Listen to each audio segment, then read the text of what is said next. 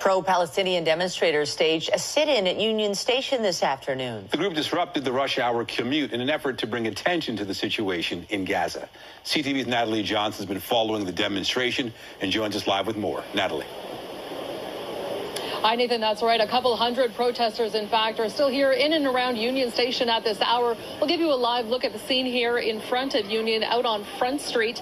They began up on Richmond and marched down to the York Concourse inside the building, spending a couple hours chanting inside, trying to appeal to the rush hour crowd of commuters, asking them to listen to their message and join in their call for a permanent ceasefire in the Israel-Hamas war.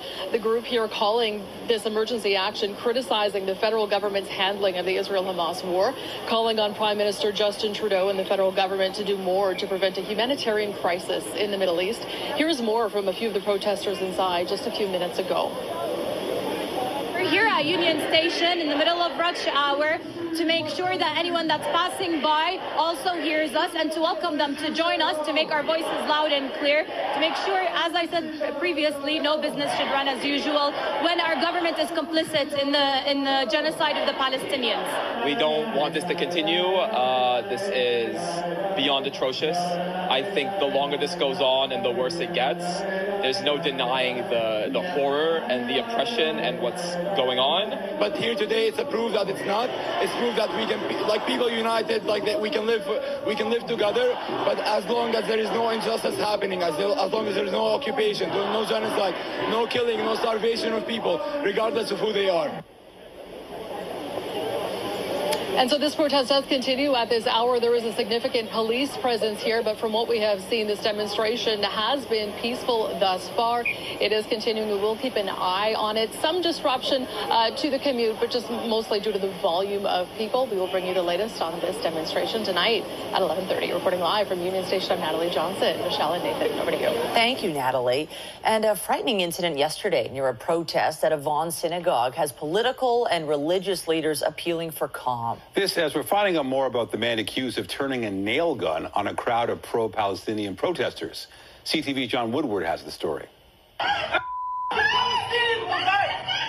This man shouted those words while brandishing a nail gun at a group of pro-Palestinian protesters and apparently shooting it twice. Don't do that, guys! Disturbing for those witnessing it, most of them setting up for a nearby protest of a meeting to sell real estate in and around Israel, held at the Aish HaTorah a short distance away. We do not believe in violence. And also disturbing for Rabbi Avram Rothman, who spoke to CTV News from the synagogue Monday. There is no justification for a person to bring a nail gun to a protest, regardless of what side he is. Rothman said he allowed that real estate meeting to happen after their other location fell through. When you have a large mob, you never know what's going to happen.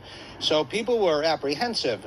Some of my members are Holocaust survivors. Tensions high as the war in Gaza continues, started with an attack by Hamas that killed more than 1,000 Israelis, with hundreds taken hostage. More than 30,000 people in Gaza have been killed. York Regional Police charged 27-year-old Ilan Ruben Abramov with weapons charges, assault, and mischief. Social media posts suggest he works as a plumber in Vaughan. His Facebook page was not outwardly political. Court records show a withdrawn dangerous driving charge. His listed address was right next to the plaza. Vaughan's Mayor Stephen Del Duca thanked police for a quick arrest and said in a statement, "I do understand that other protests may be planned for later this week. I'm calling on all organizers and attendees to avoid behavior designed to intimidate, disrupt, or incite hatred or intolerance." B'nai B'rith said the episode should encourage law enforcement to keep protests farther from places of worship. No one should have to curtail their right to protest. Although I do believe that our authorities should be imposing limits upon where individuals are able to protest in the name of public safety. Pro-Palestinian protesters said they were targeting the land sales, not the synagogue. John Woodward, CTV News.